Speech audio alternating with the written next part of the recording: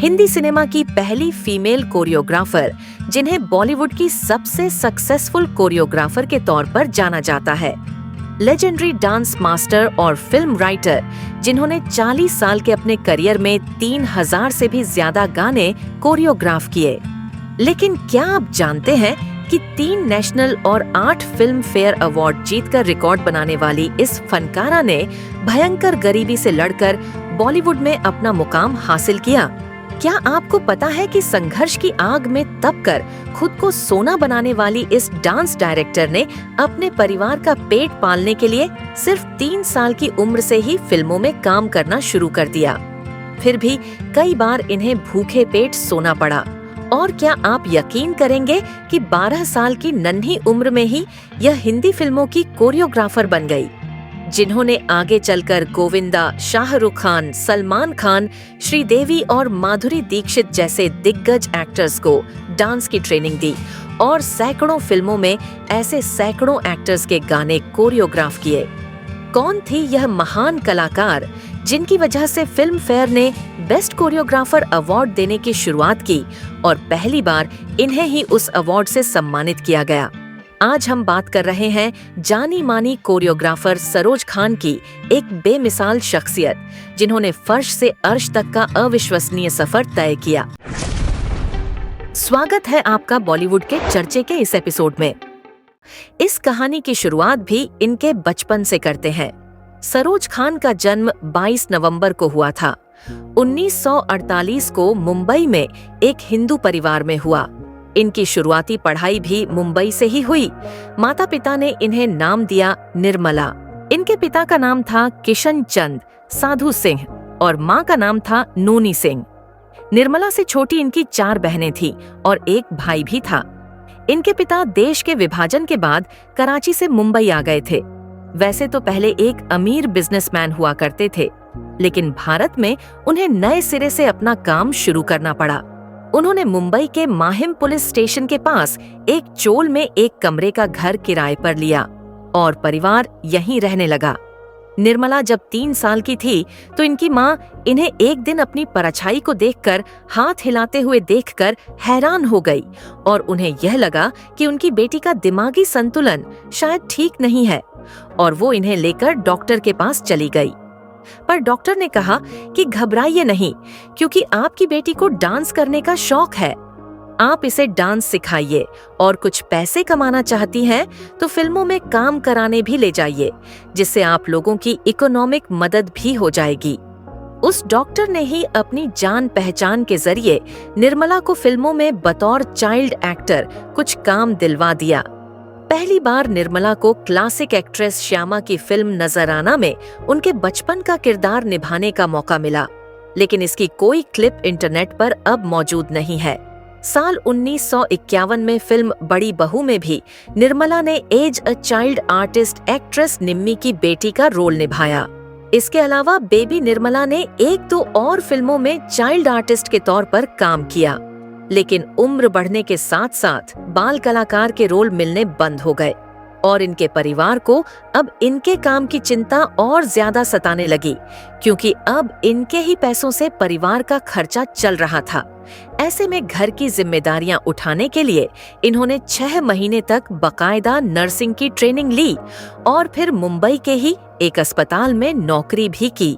लेकिन वहाँ पैसे बहुत कम मिलते थे, तो इन्होंने टाइपराइटिंग का कोर्स किया और मुंबई की एक कंपनी में टेलीफोन रिसेप्शनिस्ट की जॉब भी करने लगी। साथ में निर्मला ने कुछ वक्त तक मेकअप आर्टिस्ट के तौर पर भी काम किया। पर निर्मला डांस बहुत बढ़िया करती थी, तो इन्हें किसी की सलाह पर ग्रुप डांसर का काम मिल गया।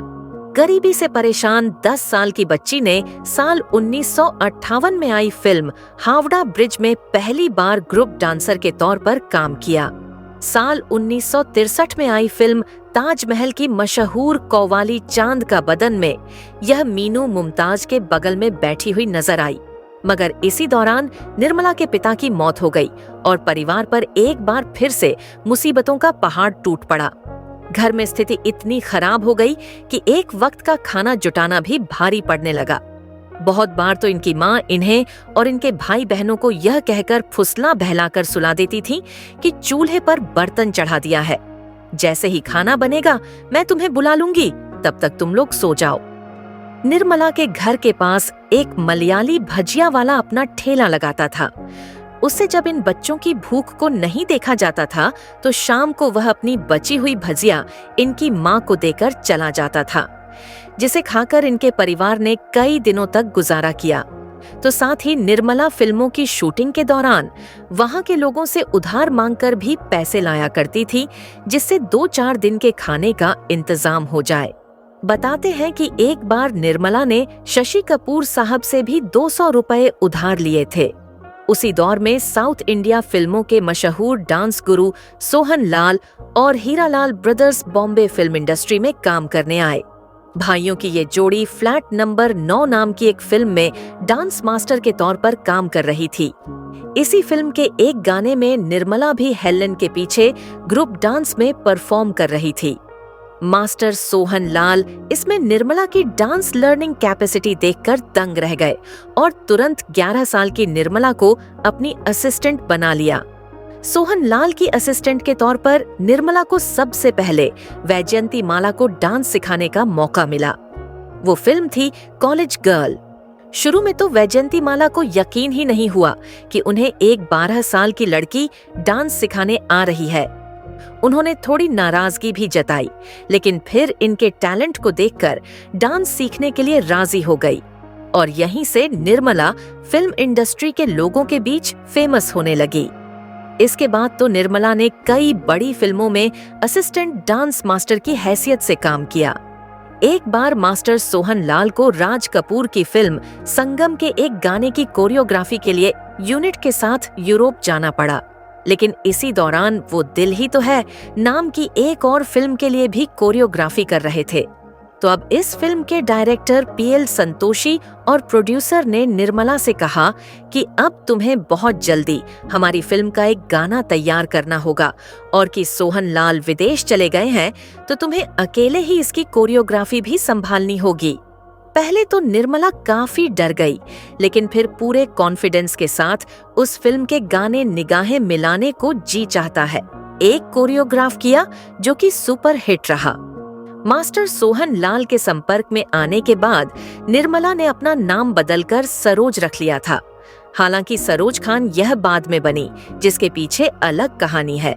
मास्टर सोहन लाल के साथ ही हमेशा वक्त गुजारने की वजह से निर्मला उर्फ सरोज उनकी शख्सियत से काफी ज्यादा प्रभावित होने लगी। हालांकि तब सरोज को पता नहीं था कि सोहन लाल पहले से शादीशुदा है। सरोज उनसे प्यार कर बैठी। सोहन लाल को भी इससे कोई ऐतराज नहीं था और अचानक इन दोनों ने साल 1961 में शादी कर ली। तभी इनकी उम्र महज 13 साल थी और सोहन लाल इनसे उम्र में काफी बड़े थे। बाद में सरोज को पता चला कि सोहन लाल की पत्नी और 4 बच्चे भी हैं, पर अफसोस करने के अलावा इस 13 साल की नाबालिग बच्ची के पास कोई और चारा नहीं था, क्योंकि काम के लिए यह अब भी सोहन लाल पर ही डिपेंडेंट थी। शादी के बाद सरोज के 3 बच्चे हुए, बेटा राजू, एक बेटी जिसकी मौत हो गई और फिर एक बेटी और हुई कुकू। इस तरह 17 साल की उम्र तक सरोज 3 बच्चों की मां बन चुकी थी। हालांकि सिर्फ 4 साल बाद ही 1965 में मास्टर सोहन लाल से सरोज का रिश्ता टूट गया। बताया जाता है कि सोहन लाल ने सरोज के बच्चों को अपना सरनेम देने से इनकार कर दिया था, क्योंकि वह पहले पत्नी से कोई पंगा नहीं लेना चाहते थे। ऐसे में सरोज पहले खूब रोई और फिर अपने बच्चों को लेकर पति से अलग हो गई। हालांकि प्रोफेशनली यह एक दूसरे के साथ काम करते रहे, क्योंकि न चाहते हुए भी सरोज की मजबूरी थी। लेकिन फिर बतौर इंडिपेंडेंट कोरियोग्राफर सरोज खान को अपनी पहली फिल्म मिली गीता मेरा नाम। साधना ने जब फिल्म डायरेक्शन में कदम रखा और अपनी पहली फिल्म बनाई तो इसमें कोरियोग्राफी करने के लिए उन्होंने सरोज को बुलाया, पर सरोज ने यह कहते हुए इनकार कर दिया कि इनके पास कोरियोग्राफर एसोसिएशन का कार्ड नहीं है। ऐसे में साधना ने अपने पैसों से सरोज के लिए कार्ड बनवाया और इनसे काम करवाया। फिल्म गीता मेरा नाम सफल रही और इसके गीतों की कोरियोग्राफी भी खूब पसंद की गई। सरोज की बाकी फिल्मों की चर्चा करें, उससे पहले चलिए इनकी आगे की निजी जिंदगी के बारे में बताते हैं। पहले पति से अलग होने के 10 साल बाद सरोज की मुलाकात सरदार रोशन खान नाम के एक पठान बिजनेसमैन से हुई। यह भी पहले से शादीशुदा थे, लेकिन इनकी पहली पत्नी की मौत हो चुकी थी और उनसे इनकी 2 बेटियां भी थीं। उनके प्रपोज करने पर सरोज इस शर्त पर रोशन खान से शादी करने के लिए तैयार हुई कि शादी के बाद सरोज खान के दोनों बच्चों को वह लीगली अपना नाम देंगे। रोशन खान मान गए और इस तरह सरोज खान के बेटे राजू बन गए। राजू खान, जो कि आगे चलकर एक कोरियोग्राफर ही बने, यानी अपनी दूसरी शादी के बाद निर्मला उर्फ सरोज ने अपना नाम सरोज खान रख लिया। रोशन खान से भी सरोज खान को एक बेटी हुई, लेकिन फिर रोशन खान की मौत हो गई, जिसके बाद सरोज खान ने उनकी दोनों बेटियों का भी ख्याल रखा और पूरे परिवार की परवरिश की। सरोज खान के करियर की बात करें तो गीता मेरा नाम के बाद सरोज ने कई फिल्मों में एज अ कोरियोग्राफर काम किया, लेकिन जब सुभाष घई ने साल 1983 की अपनी फिल्म हीरो में इन्हें कोरियोग्राफी करने का मौका दिया, तो वहां से वास्तव में सरोज खान को शोहरत मिलनी शुरू हुई। सरोज खान के नाम का डंका उस वक्त बजने लगा जब इन्होंने तेजाब फिल्म का फेमस ट्रैक 1 2 3 माधुरी दीक्षित के लिए कोरियोग्राफ। उसके बाद तो हर कोई सरोज खान से ही अपनी फिल्म के गाने कोरियोग्राफ कराना चाहता था। बात अगर फिल्म फेयर अवार्ड की करें तो 1989 में फिल्म तेजाब के गाने 1 2 3 के बाद 1990 में फिल्म चालबाज के गाने के लिए भी इन्हें अवार्ड दिया गया। इसके बाद 1991 में फिल्म सैलाब के गाने हमको आजकल है इंतजार के लिए इन्हें फिर से फिल्म फेयर मिला। 1993 की फिल्म बेटा के लिए इनको अगला अवार्ड मिला। इसके बाद 1994 की फिल्म खलनायक के लिए भी सरोज खान को ही फिल्म अवार्ड से नवाजा गया। इसके बाद 2010 में आई फिल्म हम दिल दे चुके सनम के गाने के लिए इन्हें फिर से फिल्म फेयर अवार्ड दिया गया। साल 2003 की फिल्म देवदास के सुपरहिट गीत के लिए सरोज खान को फिल्म फेयर तो मिलना ही था। साल 2008 के फिल्म गुरु के गाने के लिए सरोज खान को फिर से बेस्ट कोरियोग्राफी का फिल्म फेयर अवार्ड दिया गया। इस तरह 8 बार Saroj Khan Filmfare award अपने नाम करने में सफल रही। वहीं आपको यह जानकर भी हैरानी होगी कि सरोज खान का गीत 1 2 3 देखकर ही फिल्म फेयर ने बेस्ट कोरियोग्राफी का अवार्ड देना शुरू किया था। उससे पहले फिल्म फेयर कोरियोग्राफी में कोई अवार्ड नहीं देता था। वहीं साल 2006 में तमिल फिल्म श्रृंगारम के लिए इन्होंने कोरियोग्राफी का नेशनल अवार्ड भी अपने नाम किया। इसके अलावा देवदास के डोला रे सॉन्ग के लिए भी इन्हें नेशनल अवार्ड से सम्मानित किया गया। वहीं साल 2008 में जब भी मिड के गाने के लिए भी सरोज खान को नेशनल अवार्ड से नवाजा गया। सरोज खान ने टीवी पर कई डांस शोज होस्ट भी किए और देश विदेश में इनके कई डांस स्कूल भी चलते हैं। इनकी एक और बड़ी प्रतिभा के बारे में शायद कम ही लोग जानते होंगे। दरअसल इन्होंने दर्जनों फिल्मों की कहानियां भी लिखी हैं, जिनमें से कुछ हिट भी रही। इनकी लिखी पहली फिल्म थी साल 1990 में आई बी वीरू दादा, जिसमें धर्मेंद्र ने काम किया था। सरोज खान की लिखी दूसरी फिल्म थी खिलाड़ी, जिसमें अक्षय कुमार, दीपक तिजोरी और आयशा जुल्का जैसी बड़ी स्टार कास्ट थी और ये फिल्म हिट रही। लेकिन इस साल प्रोग्राम कुछ चेंज है। क्या स्टूडेंट्स की जगह हम प्रोफेसर्स और स्टाफ मेंबर्स की खिंचाई करते हैं। इसके अलावा सरोज खान ने हम है बेमिसाल, नजर के सामने छोटे सरकार, दिल तेरा दीवाना, जज मुजरिम, दावा, भाई भाई और होते होते प्यार हो गया नाम की तमाम फिल्मों की कहानियां लिखी। हालांकि इन फिल्मों में कहानी के लिए इनका नाम सरोज खान न लिखकर एस खान लिखा जाता था। अपने करियर में सरोज खान ने हर उस मुकाम को हासिल किया जिसका ख्वाब कोई भी कोरियोग्राफर देखता है।